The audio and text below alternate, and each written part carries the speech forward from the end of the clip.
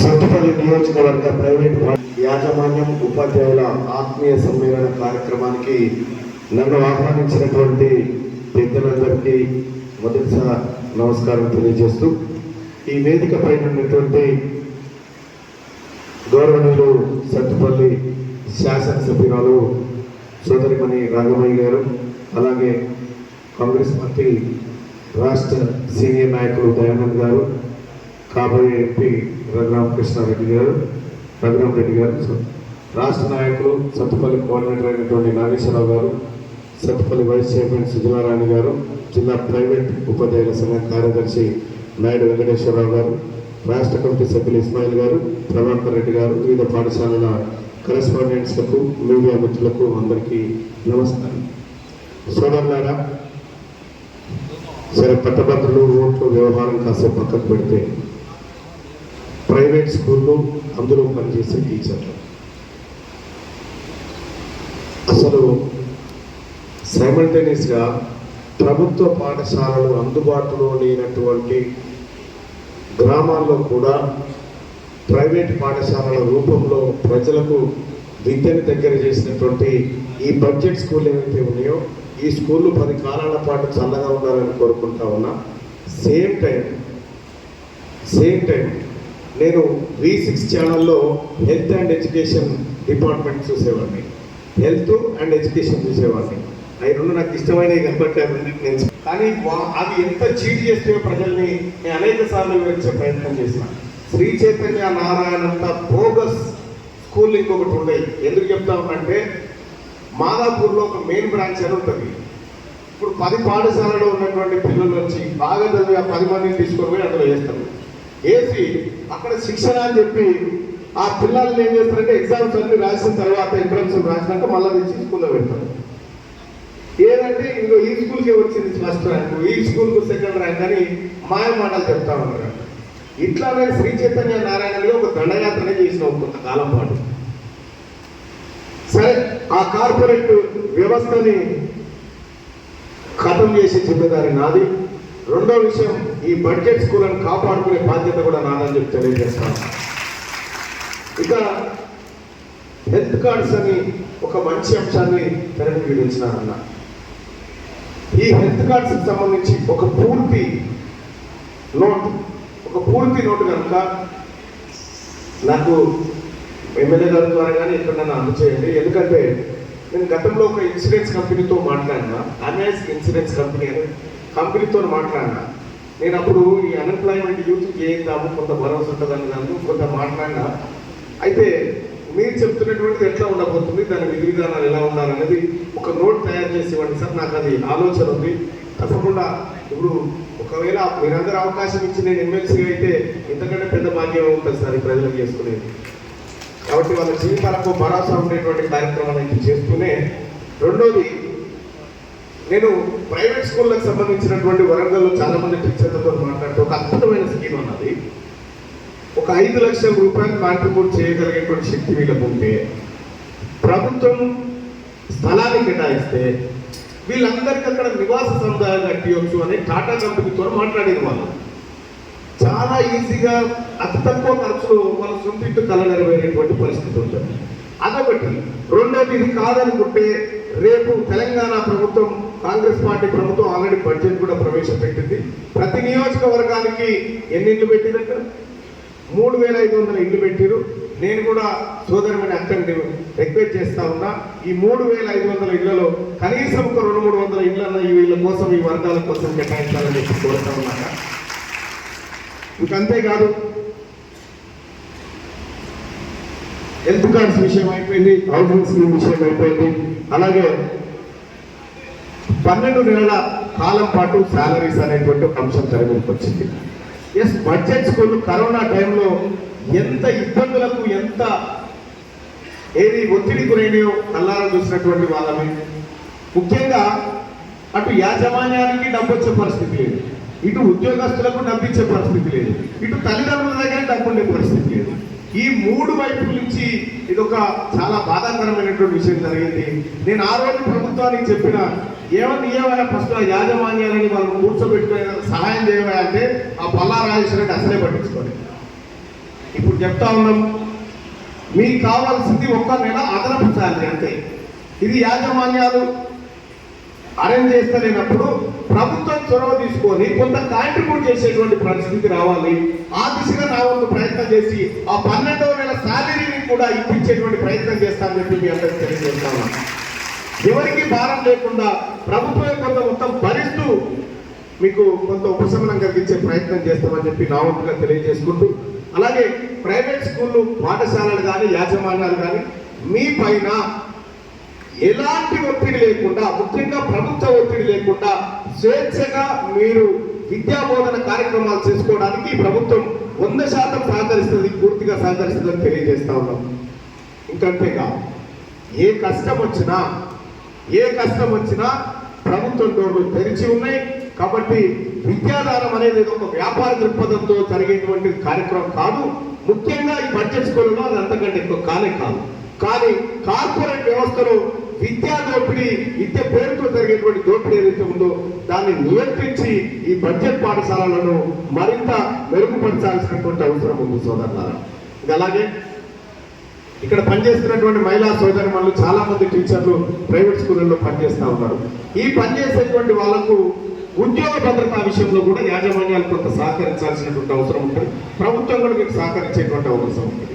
ఉద్యోగ భద్రత, 12 నెలల పాటు జీతము, ఒక హెల్త్ కార్డు, ఒక ఇల్లు, ఈ అంశాలు కనుక ఈ టీచర్లకు, ఈ ప్రైవేట్ టీచర్లకు చేరగలిగితే ఇంతకుమించి ఈ ఉద్యోగస్తులు కూడా పెద్ద అడిగేటోళ్ళు కాదు, వాళ్ళు అంతటితో సంతృప్తి పడేవాళ్ళు. ఈ అంశాలన్నింటినీ నేను మరి అలాగే ఈ సభకు హాజరైన ప్రైవేట్ టీచర్స్ కూడా పేరు పేరున శిరస్సు నుంచి నమస్కారాలు తెలియజేసుకుంటున్నాను. అలాగే వేదికను అలంకరించిన పెద్దలందరికీ, మరి రాయల నాగేశ్వరరావు గారికి, ఎంపీ రఘురామరెడ్డి గారికి, దయానంద్ గారికి, ఇవాళ మన ముఖ్య అతిథి అయిన తీర్మాన్ మల్లన్న గారికి కూడా మరి అందరికీ నమస్కారాలు. మరి ముఖ్యంగా చూస్తే మీరందరూ కూడా గత అసెంబ్లీ ఎన్నికల్లో మీ అందరి సహకారం మేము మర్చిపోలేము. మీరందరూ కూడా ఎంతో మమ్మల్ని అభిమానించారు, ఆదరించారు, గుండెల్లో పెట్టుకున్నారు.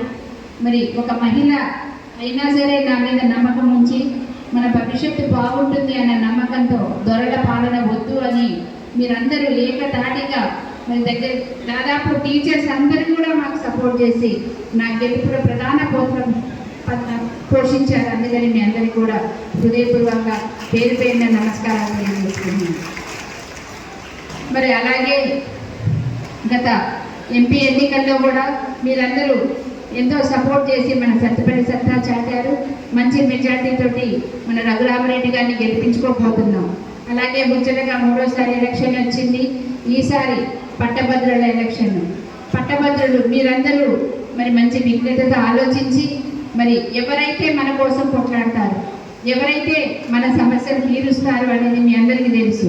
ఎందుకంటే గతంలో మనం పల్లా రాజేశ్వరరెడ్డి గారికి ఓట్లు వేసి గెలిపించడం జరిగింది. మరి ఆయన గెలిచిన 3 సంవత్సరాల్లోనే ఆయన స్వార్థం ఆయన చూసుకొని రిజైన్ చేశారు. అందువల్ల ఉప ఎన్నిక జరిగింది. ఆయన ఒక్కరోజైనా మన సమస్యలు పట్టించుకున్నారా? ఒక్కరోజైనా ఆయన ఎలా ఉంటారో మీరు చూసారా? ఎప్పుడైనా చూసారా పల్లా రాజేశ్వరరెడ్డి గారిని?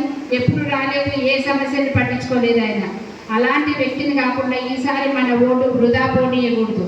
మనం ఖచ్చితంగా మరి మంచి వ్యక్తిని, మన కోసం పోట్లాడే మనిషిని, మన సమస్య తీర్చే మనిషిని మనం ఎన్నుకోవాలి. ఆ మనిషి తీర్మాన్ మల్లన్న.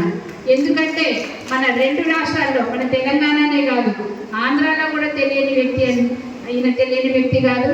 తీర్మాన్ మల్లన్న అంటేనే ప్రశ్నించే గొంతుగా. మన గత అధికార పార్టీ ప్రభుత్వం టీఆర్ఎస్ ఉన్నప్పుడు మరి కేసీఆర్ గారి అవినీతిని, అక్రమాలని, దౌర్జన్యాలని, భూ కబ్జాలని మరి అన్నింటినీ ఎండగట్టి ప్రశ్నించి ప్రతి సామాన్యుడికి నిరక్షరాస్యులకు కూడా అర్థమయ్యే భాషలో ఆయన వివరించి ప్రతి ఒక్కరికి అన్ని సమస్యల మీద అవగాహన కల్పించిన వ్యక్తి తీర్మాన్ మల్లన్న గారు. గత 30 సంవత్సరాల నుంచి ఆయన ప్రజా సమస్యల మీద పోరాడుతున్నారు. అధికార ప్రభుత్వానికి వ్యతిరేకంగా పోరాడుతున్నారు. ఆయన మీద కొన్ని వందల కేసులు పెట్టారు, కొన్ని వందల రోజులు జైల్లో ఉంచారు. అయినా కూడా ఆయన ఎక్కడ బెదరలేదు, అదరలేదు. వాళ్ళు చూపించిన ప్రలోభాలకు లొంగిపోలేదు. అంతా మన కోసమే పోరాడారు. ఆయన ఉద్యోగుల కోసము, నిరుద్యోగుల కోసము, మన స్టూడెంట్స్ కోసము, రైతుల కోసము, ఇలా ప్రతి సామాన్యుడి కోసం ఆయన ప్రశ్నించారు, పోరాడారు, మనందరికీ అవగాహన తీసుకొచ్చారు. ఈరోజు కాంగ్రెస్ ప్రభుత్వము మన తెలంగాణలో అధికారంలోకి వచ్చిందంటే మరి తీర్మానం మల్లన్న కూడా ప్రముఖ పాత్ర వహించారు. మరి ఆయన న్యూస్ ఛానల్ పేరు, ఆయన మరి న్యూస్ మనకు ప్రజెంట్ చేసిన తీర్మానం మల్లన్న అనే పేరే ఇప్పుడు ఆయన అసలు పేరు అయిపోయింది. అసలు పేరు మనందరం మర్చిపోయాం. మరి తీర్మానం మల్లన్న గారు అంతగా ప్రసిద్ధులయ్యారు. మరి మనందరి కోసం కూడా ఆయన ఈరోజు మన ముందుకు వచ్చారు కనుక మనం మంచి మెజార్టీతోటి వారిని గెలిపించాలి. మీరందరూ కూడా ఆయనను ఆశీర్వదించి గెలిపిస్తే మాకు కూడా ఆయన సపోర్టుగా ఉంటారు. మరి మన సమస్యలన్నీ కూడా ఇప్పుడు మీరు చెప్పినవి కాకుండా చెప్పని సమస్యలు కూడా ఆయనకు అన్ని సమస్యలు తెలిసి కనుక వాటి పరిష్కారానికి ఆయన కృషి చేస్తారని మీ అందరినీ నేను మనవి చేసుకుంటూ, మరి 27వ తారీఖు మరి ఓటు వచ్చిన ప్రతి ఒక్కరు కూడా పోలింగ్ బూత్కు వెళ్ళి ఆయన సీరియల్ నెంబర్ 2 మీద మొదటి ప్రాధాన్యత గుర్తు అంటే సింపుల్గా ఒకటి వేసి అత్యధిక మెజార్టీతోటి ఆయనను గెలిపించాలని మీ అందరికీ విన్నపం చేసుకుంటున్నాను. మరి మన సత్తుపల్లి సత్తా మనం మళ్ళీ ఒకసారి చూపించాలి. ధనబలం ముందు మనం ఎట్లా అయితే ప్రజాబలం గొప్పదని నిరూపించాం గత ఎన్నికల్లో, అదేవిధంగా మరి ఒకసారి కూడా మల్లన్న గారిని గెలిపించడం ద్వారా మన సత్తుపల్లి ప్రజలు విజ్ఞులు, మరి మంచి చేసే వ్యక్తులకు అండగా ఉంటారు అనేది మరి ఒకసారి నిరూపిద్దాము. మనందరి తరఫున మనం మల్లన్న గారికి మంచి మెజార్టీ ఇద్దామని మాట ఇద్దామా? మరి అందరూ ఒకసారి చెయ్యి. జై కాంగ్రెస్. Thank you. మిత్రులు, వేదిక పైన ఉన్న మిగతా పెద్దలు, సపోర్ట్ చేసిన మీ అందరికీ నా హృదయపూర్వక నమస్కారాలు తెలియజేస్తున్నాను. బీజేపీ అభ్యర్థికి ఎందుకు వేయకూడదు? 10 ఏళ్ల నుంచి సెంట్రల్లో, కేంద్రంలో బీజేపీ ఉందన్నమాట. ఆ నిధుల గురించి మాట్లాడడం, ఉద్యోగాల గురించి మాట్లాడుకుందాం. వాళ్ళు అప్పుడు సెంటర్లో గవర్నమెంట్ ఫామ్ చేసినప్పుడు 2 కోట్ల ఉద్యోగాలు ఇస్తామని చెప్పారనమాట నరేంద్ర మోడీ గారు. 2 కోట్ల ఉద్యోగాలు రాలేదు, కానీ 1 కోటి ఉద్యోగాలు తీసి పడేశారు. గత 5 ఏళ్ల నుంచి దగ్గర గవర్నమెంట్ వ్యవస్థలు 10 కంపెనీలు, పెద్ద కంపెనీలు అమ్మివేయడం జరిగింది. షేర్లు అమ్మివేశారనమాట. పోయిన 2022-23లో 16,000 కోట్ల రూపాయల షేర్స్ గవర్నమెంట్ సంస్థల షేర్స్ అమ్మేశారనమాట. మరి ఇలాంటి సంస్థలు అమ్మేస్తూ ఉంటే ఉద్యోగాలు కూడా పోతాయి కదా. మరి ఈ ఉద్యోగాలు 1 కోటి ఉద్యోగాలు ఎట్లా పోయినాయంటే ఈ సంస్థలు అమ్మివేయడం, గవర్నమెంట్ ఉద్యోగాలు పోవడం. ఇప్పుడు మీరు చూశారు కదా, ఇండియన్ ఎయిర్లైన్స్ కూడా అమ్మేశారు. ఎయిర్పోర్ట్లు అమ్మేస్తున్నారు, అదాని, రిలయన్స్కి. మరి ఇక్కడ కూడా రాష్ట్రంలో మనకు మీరే తీర్పిచ్చారు, ప్రజలే తీర్పిచ్చారు. కాంగ్రెస్ ప్రభుత్వం వచ్చింది, అక్కడ బీజేపీ ప్రభుత్వం ఇక్కడ వస్తే మనం ఏం చేయలేము. ఎమ్మెల్సీ ఎలక్ట్ చేస్తే కూడా ఆయన పని చేయలేడు అనమాట. అదేవిధంగా ఇప్పుడు బీఆర్ఎస్ గురించి మాట్లాడుకుందాం. కొత్త బీఆర్ఎస్ ప్రభుత్వం గత 10 ఏళ్ళు, వాళ్ళు కూడా గత 10 ఏళ్ళు పరిపాలించారనమాట. అంటే 3,650 రోజులు పరిపాలించారు. మరి మన కాంగ్రెస్ ప్రభుత్వం వచ్చి ఎన్ని రోజులు అయిందండి? కేవలం 150 రోజులు. మీరే ఇచ్చారు తీర్పు, 150 రోజులు. అంటే చిన్న పిల్ల ఇప్పుడే పుట్టిందనమాట. మరి పూర్తి చేయకండి, ఇప్పుడే విమర్శలు శురు చేశాడు. మన కర్రపట్టుకొని వచ్చి ఓటేంటామా నాగేశ్వరం, నేను ఢిల్లీ పంపుతానంటాడు. ఆగమను, ఒక 5 ఏళ్ళు ఆగమని మేము కూడా చేసి చూపిస్తామన్నమాట.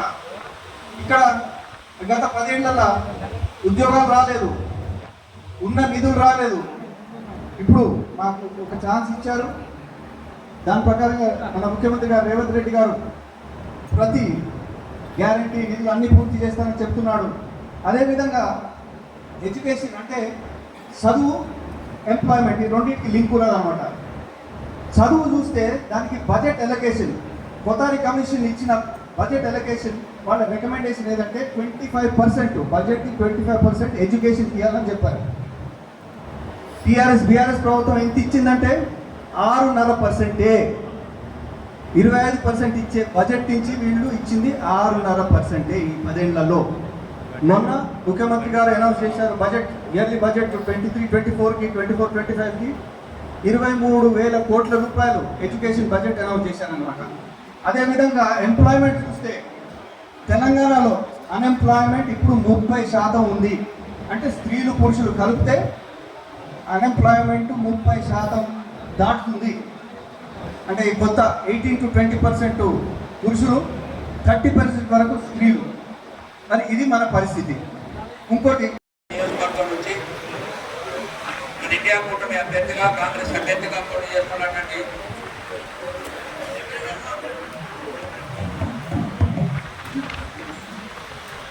మల్లన్న గారి విజయాన్ని కాంక్షిస్తూ ఈరోజు ఈ సభను ఏర్పాటు చేసుకున్నాం. సభకు వచ్చినటువంటి మీ అందరం కూడా హృదయపూర్వకమైన ధన్యవాదాలు తెలియజేస్తా ఉన్నాం. మొత్తం ఎన్నికలు కోలాహలంగా మనం ఈ సంవత్సరం మొత్తం జరుగుతూ ఉంది. ఒకటి అసెంబ్లీ ఎన్నికలు నేతృత్వ నిరంకుశ బీఆర్ఎస్ ప్రభుత్వాన్ని ఓడించి కాంగ్రెస్ ప్రభుత్వాన్ని మన అధికారంలో తెచ్చుకోవడం జరిగింది. ఆ తర్వాత మళ్ళీ ఏమంటే పార్లమెంట్ ఎన్నికలు వచ్చాయి. పార్లమెంట్ ఎన్నికల్లో కూడా కేంద్రంలో ఉన్నటువంటి మితవాద పార్టీ, ఫాసిస్టు పార్టీ, మతోన్మాద పార్టీ అయినటువంటి దేశ అభివృద్ధి తిరోధకాలు ఇస్తున్నటువంటి బీజేపీని ఓడించాలనే లక్ష్యంతో ఇండియా కూటమిగా దేశవ్యాప్తంగా బీజేపీని ఓడించాలని చెప్పి దాంట్లో భాగంగా మన ఖమ్మంలో కూడా కాంగ్రెస్ అభ్యర్థి రాఘవరెడ్డి గారిని కూడా మొన్ననే మనం ఎన్నికలు ఓటేసి గెలిపించుకున్నాం. రిజల్ట్స్ రావాలి, కానీ మన అభ్యర్థి పార్లమెంట్కి పోతున్నట్టు లెక్క. ఇప్పుడు కూడా వరంగల్, నల్గొండ, ఖమ్మం పట్టభద్రుల నియోజకవర్గం నుంచి కాంగ్రెస్ అభ్యర్థిగా పోటీ చేస్తున్నటువంటి తీన్మార్ మల్లన్న గారికి సిపిఎం పార్టీగా సంపూర్ణంగా ఈ ఎన్నికల్లో ఆయన విజయం కోసం మా పార్టీ రాష్ట్ర కమిటీ మద్దతు ప్రకటించింది. ఆయన విజయం కోసం హార్నిస్లో కృషి చేస్తామని చెప్పి ఈ సందర్భంగా తెలియజేస్తా ఉన్నాం. ఈనాడు మల్లన్న గారికి కూడా చిన్న రిక్వెస్ట్ సిపిఎం పార్టీగా. మల్లన్న గారు ఇంతకు మునుపు మీడియాలో ఉన్నప్పుడు కొన్ని ఎవరో ఇచ్చినటువంటి సమాచారం వాస్తవ విరుద్ధంగా సిపిఎం పార్టీ మీద కొన్ని విమర్శలు చేశారు. బహుశా ఇప్పుడైనా అవి వాస్తవాలు గ్రహించి ఉంటారని నేను అనుకుంటా ఉన్నా. ఎందుకంటే సిపిఎం పార్టీ మద్దతు ప్రకటించినా కూడా సిపిఎం పార్టీ శ్రేణులు ఓటేయాలంటే అది మధ్యలో ఇంకా ఆ గాయం ఇంకా పెరుగుతూ ఉంది. అందుకనే ఎక్కడో చోట మీడియా సమావేశంలో కానివ్వండి, లేదా ఏదైనా సభలో కానీ అవి రెక్టిఫై చేస్తే బాగుంటుందనేది నేను వ్యక్తిగతంగా అభిప్రాయపడుతున్నా. ఎందుకంటే విద్యార్థి సంఘం కానీ, యువజన సంఘాలు కానివ్వండి, ట్రేడ్ యూనియన్ కానివ్వండి, లేదా అనేక అనుబంధ సంఘాలు మా వాళ్ళు ఉన్నారు. కానీ ఇప్పుడు మేము ఇండియా కూటమిలో భాగంగా బీజేపీని ఓడించాలి, బీజేపీకి సపోర్ట్ చేస్తున్నట్టు బీఆర్ఎస్ను కూడా ఎన్నికల్లో ఓడించాలి, అట్లాగే మేధావుల సభలో నిరుద్యోగులు, ఉద్యోగుల తరఫున మాట్లాడే ఒక గొంతుకుండాలనే ఉద్దేశంతో మేము మల్లన్న గారికి మద్దతు ఇస్తూ ఉన్నాం. ఆ అభ్యర్థిని ఓడించండి అని చెప్పి ఇక్కడ ఉన్నటువంటి పట్టభద్రులందరూ కూడా విజ్ఞప్తి చేస్తూ ఉన్నాం. అది పూర్తిగా నెరవేరాలంటే మనలో ఉన్నటువంటి చిన్న చిన్న మనస్పర్ధలు, అక్కడక్కడ గాయాలు కలుగుతూ ఉంటాయి. దాన్ని రెక్టిఫై చేయాల్సినటువంటి బాధ్యత ఇండియా కూటమి అభ్యర్థిగా ఎమ్మెల్సీగా పోటీ చేస్తున్న తీన్మార్ మల్లన్న గారి మీద ఉంటుందని చెప్పి ఈ సందర్భంగా తెలియజేస్తున్నాను. అదే కాదు, ఇది విమర్శ కోసం కాదు, సద్విమర్శ ఉన్నారు. ఆయన గురించి మనం ఎక్కువ విషయాలు చర్చించుకోవాల్సిన అవసరం. ఎందుకంటే ఆయన గురించి మన అందరికీ తెలుసు. ఆయన ఒక విలేకరిగా ప్రారంభమై ఆయన జీవితాన్ని ప్రారంభించి పోయినటువంటి టీఆర్ఎస్ గవర్నమెంట్లో అనేక అక్రమాలు బయటకు తీసినటువంటి నేపథ్యాన్ని మనం చూసాం. సీఎం విషయంలో కానీ, కేటీఆర్ గారి విషయంలో కానీ వాళ్ళు చేసిన ప్రభుత్వం చేసినటువంటి అక్రమాలని బయటికి తీయడంలో, ప్రజలకు వివరించడంలో ఆయన సఫలీకృతం అయ్యారు. అదేవిధంగా ఈనాడు కాంగ్రెస్ పార్టీ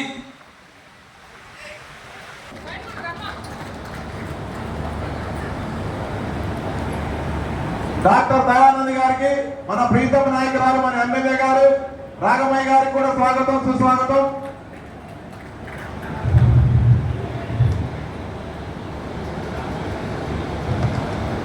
వరంగల్, నల్గొండ పట్టభద్రుల ఎమ్మెల్సీ అభ్యర్థి తీన్మార్ మల్లన్న ఆలియా చింతపల్లి నవీన్ కుమార్ గారికి స్వాగతం, సుస్వాగతం. సత్తుపల్లి నియోజకవర్గ కాంగ్రెస్ కమిటీ తరఫున స్వాగతం పలుకుతున్నాం. తీన్మార్ మల్లన్న గారికి స్వాగతం, సుస్వాగతం. తీన్మార్ మల్లన్న గారికి స్వాగతం, సుస్వాగతం. మల్లన్న గారికి స్వాగతం.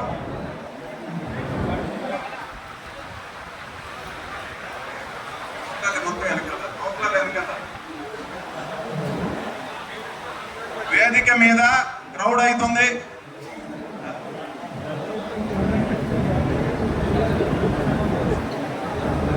మీడియా మిత్రులు కూడా విజ్ఞప్తి అండి, అందరూ కూడా మీరు అక్కడ ముందుగా నిలబడితే ఎన్నుకున్న కార్యకర్తలకి నాయకులు కూడా కార్యక్రమం చూసే అదృష్టం దక్కదు కాబట్టి ఒకళ్ళిద్దరు తప్ప అందరూ కూడా వారి ప్లేసుల్లో కూర్చోవాలండి. ఎలక్ట్రానిక్ మీడియా మిత్రులకి చిన్న విజ్ఞప్తి, ఎలక్ట్రానిక్ మీడియా మిత్రులకి అందరికి విజ్ఞప్తి అండి, అందరూ కూర్చుంటే ఒకళ్ళిద్దరు తీసుకుంటే షేర్ చేసుకోవచ్చు. మీరందరూ కూడా డయాస్ ముందుండి వెనకాల కూర్చున్న కార్యకర్తలకి అభిమానులకు ఇబ్బంది అవుతుంది.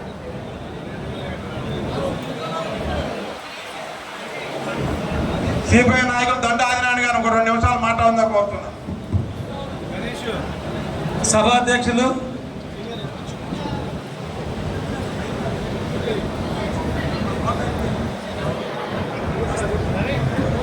సభాధ్యక్షులు చెన్నారావు గారు, మన ఎమ్మెల్యే గారు బండా రాగమయ్య దయానంద్ గారు, అలాగే డాక్టర్ గారు దయానంద్ గారు, మన ఎంపీ గారు రఘురామరెడ్డి గారు, అదేవిధంగా మన కాబోయే ఎమ్మెల్సీ గారు, మన అభ్యర్థి తీన్మార్ మల్లన్న గారు, వేదిక మీద ఉన్న పెద్దలందరికీ పేరు పేరున నమస్కారాలు తెలియజేస్తూ ఈ ఎమ్మెల్సీ ఎన్నికలకు సంబంధించినటువంటి విషయంలో మనం అందరం కూడా ఎట్లయితే అసెంబ్లీ ఎన్నికల్లో కాంగ్రెస్ పార్టీకి కమ్యూనిస్ట్ పార్టీ సహకరించింది, అట్లాగే మనం జరిగినటువంటి పార్లమెంట్ ఎన్నికల్లో కమ్యూనిస్ట్ పార్టీ ఇండియా కూటమిగా ఉండి సహకరించడం జరిగింది. అదే పద్ధతుల్లో ఈరోజు కూడా ఈ ఎమ్మెల్సీ ఎన్నికల్లో మనం దీన్ని ఒక ఛాలెంజ్గా తీసుకొని ఆనాడు గెలిచినటువంటి పల్లా రాజేశ్వరరెడ్డి ఏదైతే ఉందో ఆనాడు ప్రజా సమస్యలు పరిష్కారం చేయడంలో తీవ్రంగా విఫలమైనటువంటి పరిస్థితిని మనం చూసాం. ఆ రోజు రాష్ట్ర ప్రభుత్వం ప్రజా సమస్యలు ఏ విధంగా విస్మరించిందో మనకందరం తెలుసు. మిత్రులారా, సోదరులారా, మన ఉప ఎన్నిక ఎమ్మెల్సీ ఉప ఎన్నిక జరగబోతున్న రేపు 27వ తేదీన. దీనికి సంబంధించి ఇప్పటికే మనకి కరపత్రాల రూపంలో, వాట్సాప్ రూపంలో ఈ ఎన్నిక ఉన్నటువంటి ప్రాధాన్యత ఏంటి, ఈ ఎన్నికల్లో మనం ఎట్లా గెలవాలా అనే విషయాన్ని మనకి హైదరాబాద్ నుంచి కింద వరకు అన్ని విషయాలు కూడా చర్చించుకుంటా ఉన్నాం. కానీ ఈరోజు జరుగుతున్నటువంటి ఉప ఎన్నికకి ఒక ప్రాధాన్యత ఉంది. గతంలో ఈ యొక్క సీట్ని పల్లా రాజేశ్వరరెడ్డి గారు టీఆర్ఎస్ అభ్యర్థిగా గెలిపోతున్నటువంటి సందర్భం మనం చూసాం. కానీ ఆయన గెలిచే నాడు చాలా హోప్స్ పెట్టుకున్నారు చాలామంది. ముఖ్యంగా విద్యారంగం మీద పట్టున్నటువంటి వ్యక్తి ఆయన. విద్యార్థుల ఫీజు రియంబర్స్మెంట్ విషయంలో బ్రహ్మాండంగా పనిచేస్తాడని చెప్పి కాలేజీల యాజమాన్యం పెద్ద ఎత్తున పోరాడి ఆయన గెలిపించడం కోసం పెద్ద ఎత్తున ప్రయత్నం చేసి ఆనాడు గెలిపించినటువంటి సందర్భాన్ని మనం చూసాం. కానీ ఈరోజు చెప్తా ఉన్నారు, కాలేజీ యాజమాన్యాలు చెప్తా ఉన్నాయి, విద్యార్థులకి ఫీజు రియంబర్స్మెంట్ అనేది జరగలేదు. అది అడగడానికి కూడా గతంలో గెలిచినటువంటి వ్యక్తిగా ఉన్నటువంటి ఎమ్మెల్సీగా ఉన్నటువంటి పల్లా రాజేశ్వరరెడ్డి గారు కనీసం ముఖ్యమంత్రి గారి దగ్గరికి వెళ్ళి అడిగే పరిస్థితి కూడా లేదని చెప్పి చెప్తున్నటువంటి పరిస్థితి ఇప్పుడు చెప్తా ఉన్నారు.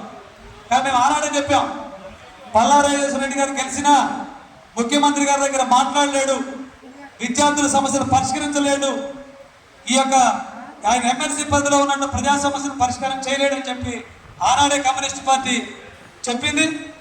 ఆనాడు సిపిఎం తరఫున బోడ వెంకట గారు పోటీ చేశారు, ఆయన మద్దతుగా మేము పనిచేసాం. కానీ మేము చెప్పినట్టే ఎలా అదే జరిగింది. కానీ ఈరోజు మన తీన్మార్ మల్లన్న గారు ఈ యొక్క ఎన్నికల్లో పోటీ చేస్తూ ఉన్నారు. అంతకుముందు ఆ ఎన్నికల్లో కూడా పోటీ చేశారు ఆయన గారికి 1,00,000 ఓట్లు వచ్చినాయి, కానీ గెలవలే. కానీ ఒకటే చెప్పేది వాళ్ళు మనం ఒకటి ఆలోచన చేయాల్సింది ఏంటంటే, వాళ్ళ కాంగ్రెస్ ప్రభుత్వం అధికారంలో ఉంది. ఈ కాంగ్రెస్ ప్రభుత్వానికి మన ప్రీతమ నాయకులు అలాంటి మల్లన్న గారు గత 30 సంవత్సరాల నుంచి ఎన్నోసార్లు పోరాటాలు చేస్తూ వస్తున్నారు. మరి పాత్రికేయులుగా, మరి అలాగే ఒక మీడియా ద్వారా, అలాగే మరి ఎంతో విద్యావంతులు ఆయన 3 పీజీలు కూడా చేసి ఉన్నారు. ఇలాంటి వ్యక్తిని మనం ఇప్పుడు ఎంతో విజ్ఞతతో ఆలోచించి మంచి మెజార్టీ గెలిపించుకుంటే మరి మన సమస్యల మీద ఆయనకు అవగాహన ఉంది. ప్రతి ఒక్కరి సమస్య మీద కనుక ఆ సమస్యలు ఖచ్చితంగా పరిష్కరిస్తారు, తగిన న్యాయం చేకూరుస్తారు. మరి గతంలో చూసాం మనం పల్లా రాజేశ్వర రెడ్డి గారిని అధికార బలంతో ధన బలంతో ఆయన గెలవడం జరిగింది.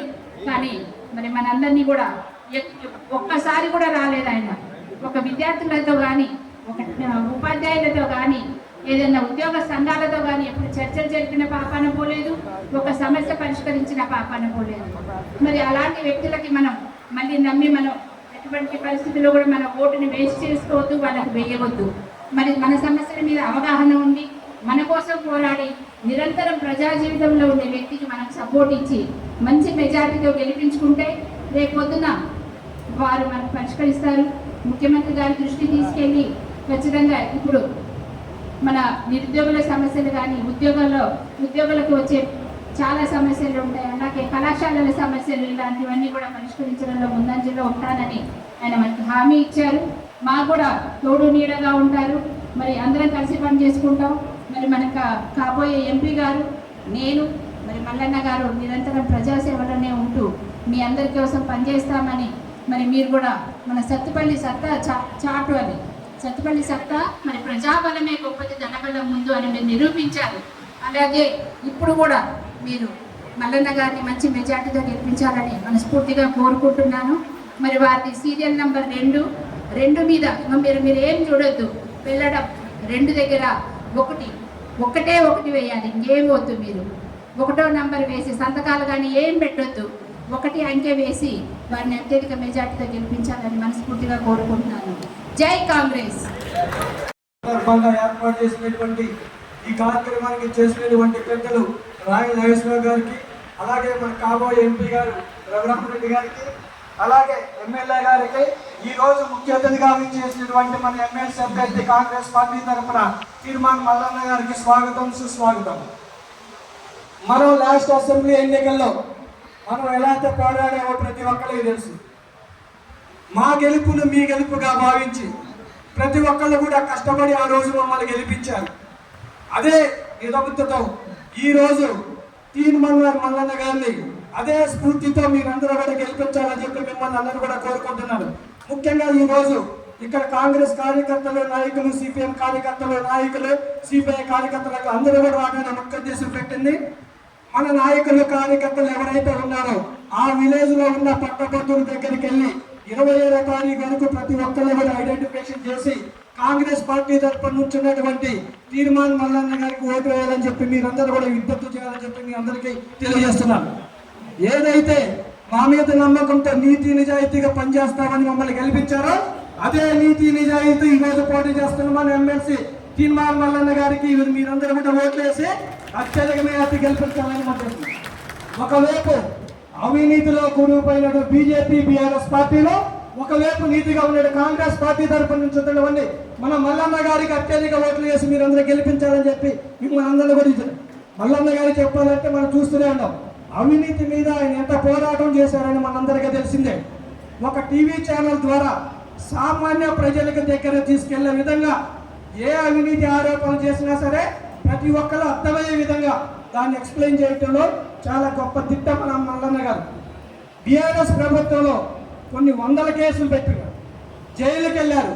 అయినా సరే మళ్ళీ ఆ రోజు పొద్దున్నే బీఆర్ఎస్ పార్టీ మీద, బీజేపీ పార్టీ మీద విమర్శలు చేస్తూ ప్రజల్లో అవగాహన కల్పిస్తూ మన కాంగ్రెస్ పార్టీ గెలవడంలో ఒక భాగస్వామ్య తీర్మానాలకి అందరి తరపున అభినందనలు తెలియజేస్తున్నాం సార్. అలాగే మీరు రాబోయే కాలంలో నిరుద్యోగ సమస్యల మీద, అలాగే ఉద్యోగ సమస్యల మీద, పట్టభద్రుల సమస్యల మీద మీరు శాసనమండలిలో మీ గొంతు వినిపించాలి. మీ మీద నమ్మకంతో ఈ రోజు కాబోయే ఎమ్మెల్సీగా అందరూ కూడా భావిస్తున్నాం. అదే ఉద్దేశంతో మీరు కూడా పనిచేయాలని చెప్పి ప్రతి ఒక్కళ్ళకి అందుబాటులో ఉండాలని చెప్పి మనస్ఫూర్తిగా కోరుకుంటాం. మళ్ళీ ఒక్కసారి మన తీర్మాన్ మల్లన్న గారి బ్యాలెట్ లో 2వ నెంబరు, 1వ నెంబరు ఒక్కటే, ఆ నెంబర్ మీద ఒకే అంకె వేయాలని చెప్పి మిమ్మల్ని అందరూ కోరుతున్నాం. ఎలాంటి పేర్లు కానీ ఎలాంటి టిక్కులు కానీ దయచేసి పెట్టమాకండి. లాస్ట్ టైం మల్లన్న గారు వచ్చినప్పుడు దాదాపు 20,000 మంది అలా చేయటం వల్ల మనం ఓటమి చెందాం. ఈసారి అది కాకుండా 1వ నెంబర్ ఇచ్చి ప్రాధాన్యత ఓటు, మిగిలిన ఎవరికి కూడా ఎలాంటి ఓటు కూడా వేయవద్దు. వేసినట్టయితే మనం నష్టపోతాం. కాబట్టి విద్యావంతులంతా మీరంతా కూడా ఆలోచించి తీర్మానం గెలుపులో మనం అంతా కూడా భాగస్వాములు కావాలి. మళ్ళొక్కసారి చెప్తున్నాను, ఈ రోజు నుంచి గ్రామంలో ఉన్న నాయకులు కార్యకర్తలు పట్టభద్రులు ఎక్కడైతే ఉంటారో వాళ్ళ దగ్గరికి వెళ్ళి కాంగ్రెస్ పార్టీ తరపు నుంచి ఉన్నటువంటి తీర్మానం మల్లన్న గారికి ఓటేయాలని చెప్పి మీరందరూ కూడా అభ్యర్థించాలని మనస్ఫూర్తిగా కోరుకుంటూ ఈ అవకాశం ఇచ్చిన పెద్దలు కోరుతాను. Thank you very much.